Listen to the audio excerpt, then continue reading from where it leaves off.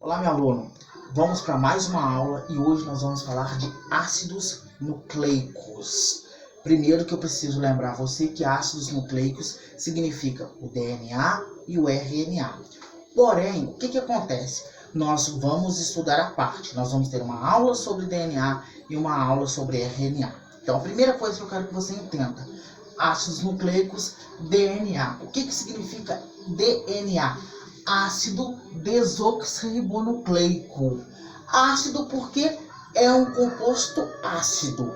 Ribonucleico, desoxirribonucleico. Nucleico porque se achava que o DNA se encontrava no núcleo e ficou esse nome desoxirribonucleico. Hoje nós sabemos que o DNA também é encontrado fora do núcleo, como nos procariontes. Ou, por exemplo, dentro das mitocôndrias, dentro dos cloroplastos também tem DNA e não necessariamente no núcleo.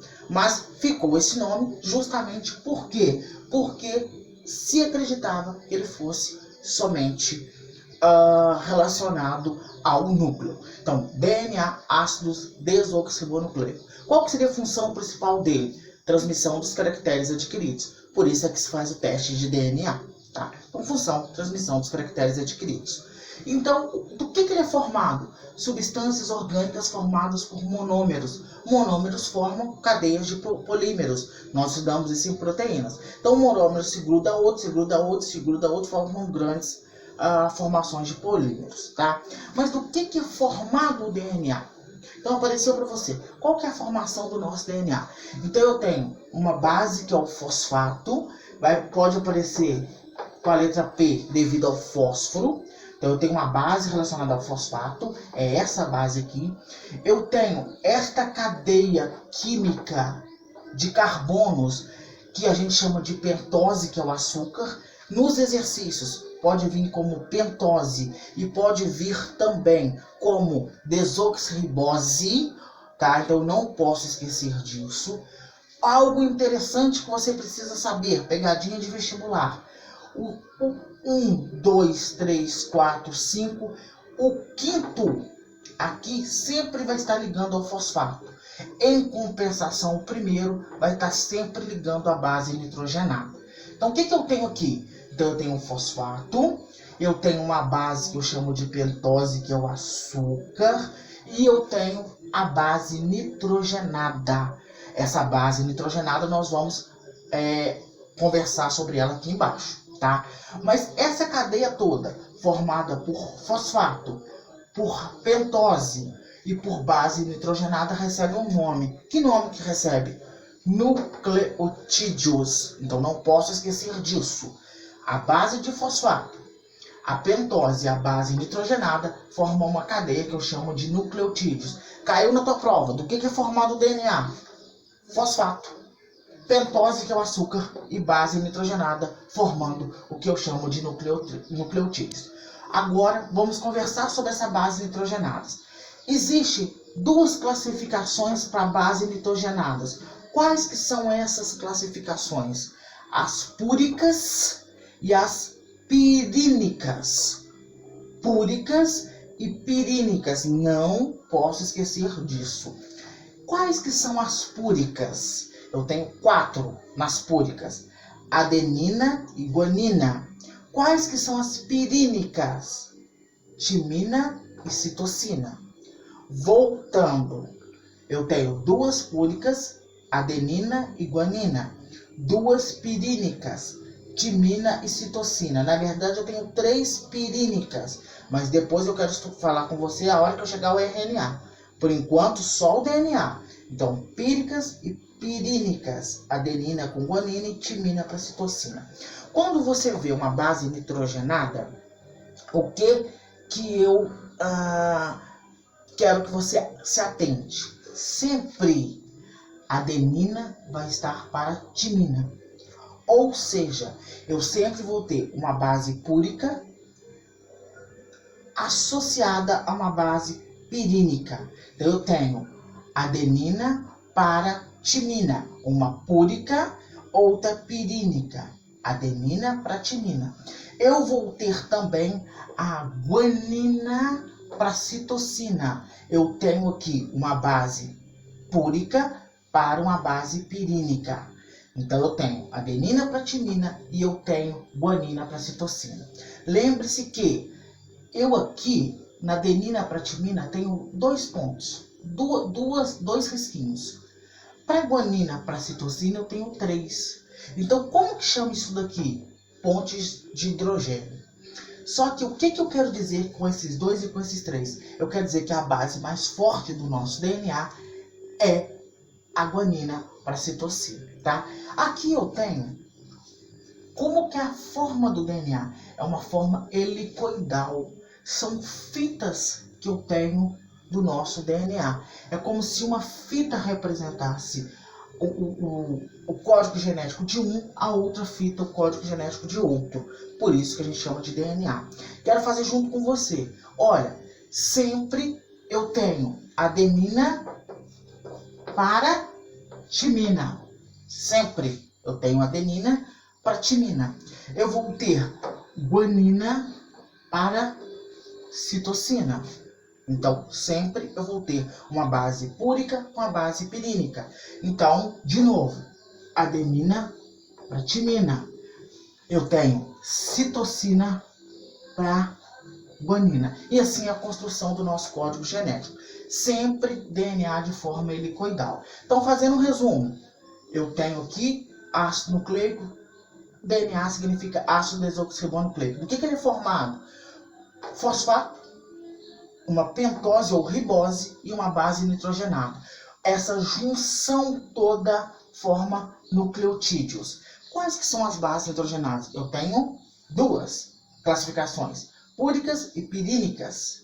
As púricas, adenina para guanina, as pirínicas, timina para citocina. Não posso esquecer, sempre a púrica está para a pirínica. Então eu tenho adenina para timina, adenina para timina, eu tenho guanina para citocina. Mais forte, guanina para citocina, relacionada às pontes de hidrogênio, porque tem 3 pontes. E aqui sempre o DNA de forma helicoidal, aonde adenina está para timina e guanina para citocina.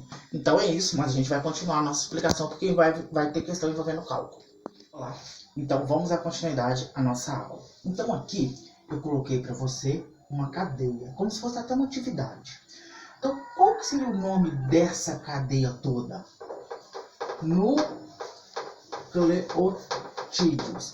E se fosse para eu dizer o que significa cada uma dessas coisas que estão aqui? Então aqui eu tenho fosfato.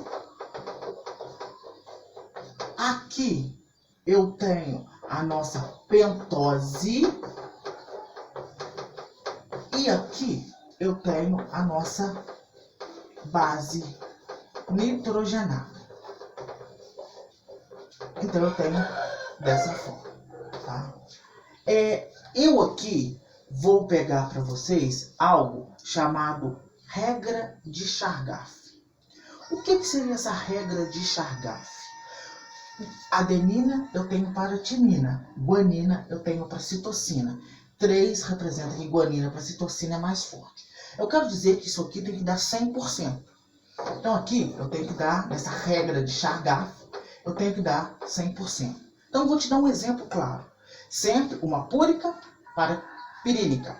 Então, por exemplo, se eu tenho numa regra, se eu tenho numa molécula de DNA 10% de adenina, eu tenho que ter quantos por cento de timina? Eu tenho que ter 10% de timina. Por quê? Uma está para a outra. Então não posso esquecer disso. Se eu pedir para você completar quantos por cento que eu teria de guanina e de citocina? Então, para dar 100, aqui eu não tenho 20. Então faltaria quantos? 80. Então eu teria como? 40. Então, o que eu não posso esquecer? Um está para outro. Então, se eu tenho 10 adenina, 10 timina. E então, sobrou guanina e citocina, 40 para cada. Quero te chamar a atenção numa coisa para você. Sempre aqui, na sequência, vai dar 50. 40 mais 10, 50. 40 mais 10, 50. Então, o que dá para um, dá para outro. Vou te dar um exemplo. Tem uma atividade que fala para você que só dá para você a quantidade de timina. Só um exemplo. Deu para você 15 de timina. 15% é timina. Tem que dar 100. Então você sabe que de timina está para adenina. Então quantos de adenina que eu vou ter que ter? 15. E aí, eu tenho o seguinte aqui para você. Se aqui é 15, aqui 15 dá 30. Quantos que eu teria aqui para dar 100? Eu teria 70. Então, como é que eu faria aqui? Eu não teria 70, eu não tenho que dividir para os dois? Um não está para outro. Então, seria 35 aqui, 35 aqui. Um está para o outro. Um está para o outro. E eu faço a soma para ver se está correto. 15 com 35, 50. 15 com 35, 50. Então, basicamente, seria essa atividade quando se trata de regra de Chargaff. Coloquei uma atividade aqui para a gente fazer. Espera aí que eu vou só apagar o quadro rapidinho, tá? Para você ter um entendimento maior. Deixa a regra de Chargaff aí para você entender. Olha aqui o exercício que está aqui. Uma fita de DNA apresenta TCAAGT. Marque a sequência representada na fita complementar. O que eu estou querendo dizer com esse exercício? Ó, eu tenho uma fita. Desenhei a minha fita. Eu preciso desenhar a fita complementar. Olha aqui a fita complementar. Na fita que eu tenho, tá me dizendo que eu tenho T de timina. Tá me dizendo que eu tenho C de citosina.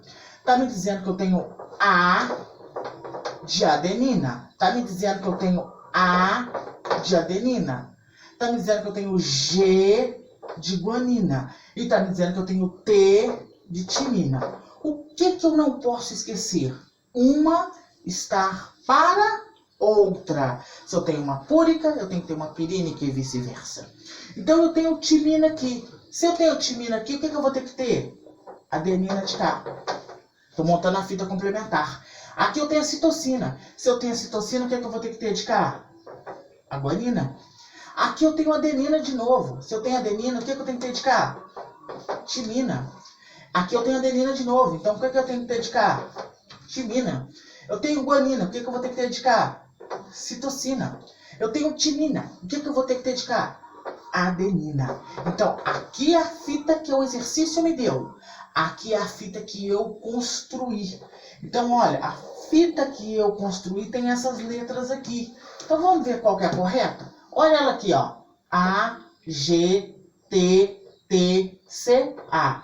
Resposta correta, então, letra A, de amor. Então, basicamente, é isso. Então, vamos dar continuidade à nossa aula. E eu quero resolver uma questão da UFMG, por isso que até durante a aula eu falei que tem questões que envolvem cálculo quando eu falo de DNA, tá? Quando eu falo de ácidos nucleicos de uma forma geral. Se o total de bases nitrogenadas de uma sequência de DNA de uma fita dupla é igual a 240, informação importante, e nela existe 30% de adenina, o número de moléculas de guanina será? Então tem algumas formas de fazer isso daqui. A primeira coisa que você tem que entender é que a adenina está para timina, da mesma forma que a citosina está para guanina. Aqui eu tenho 240 no total, tá? Total da fita toda eu tenho 240 moléculas. E aqui eu estou dizendo que 30% são de adenina. Então, se eu tenho 30% de adenina, eu vou ter que ter 30% de timina. Se eu tenho 30 de adenina e 30 de timina, quanto que sobrou aqui para mim? Já sobrou 40? Então seria 20 de citosina e 20 de guanina. Eu não quero saber o número de moléculas de guanina, lembrando que aqui, ó, 50 e aqui 50. Eu não quero saber quanto de moléculas de guanina. Então, como que eu vou fazer isso aqui, ó? 100%, que é o que eu tenho de tudo, equivale a quantos? Olha aqui, a 240. Porcentagem debaixo de porcentagem. Então, aqui eu tenho uma porcentagem. Então, quantos por cento de guanina que eu vou ter? Não é 20%? Então, seria 20% de guanina, que equivale a X, regra de 3, simples. Então aqui eu vou fazer, ó, 240 vezes 20, 100 vezes X. Então vamos lá. 100x, vamos fazer devagar, é igual a 240 vezes 20. Vamos fazer aqui 240 vezes 20. Eu geralmente faço da seguinte forma, ó. 2 vezes nada, nada. 2 vezes 4, 8. 2 vezes 2, 4. Como é 20, adiciona um zero. Seria 4.800 dividido por 100. Quantos por cento de... Quantos por cento não? Quantas moléculas de guanina eu tenho? A resposta correta, eu tenho 48 moléculas de guanina. Resposta correta seria a resposta letra A.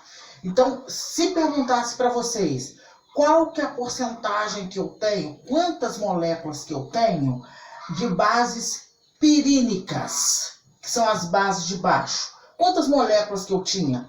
É só você colocar 48 mais 48, porque eu não tenho a mesma quantidade. Se eu tenho 48 de guanina, eu teria que ter 48 de citocina. E ali vai. Então, basicamente, o cálculo é esse. Agora é a sua vez. Espero que você faça as suas atividades. Espero que você tenha entendido a matéria. É uma matéria gostosa de aprender. É uma matéria simples. E qualquer dúvida, é só você me procurar.